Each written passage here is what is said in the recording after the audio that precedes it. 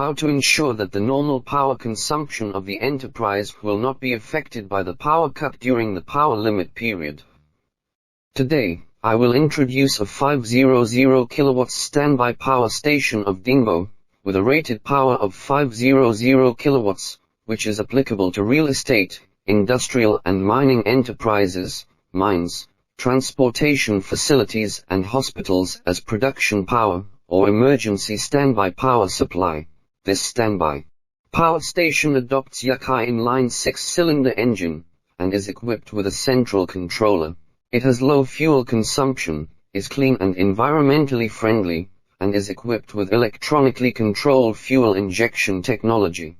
The fuel combustion is more complete. The pure copper brushless generator is wound with pure copper wire inside, and the voltage output is more stable. The 4 guarantee control system realizes the real-time monitoring of the unit, and can effectively protect the unit in case of overspeed, overload, high water temperature, and low oil pressure. For more standby diesel generators and their configurations, please consult Dingbo Power.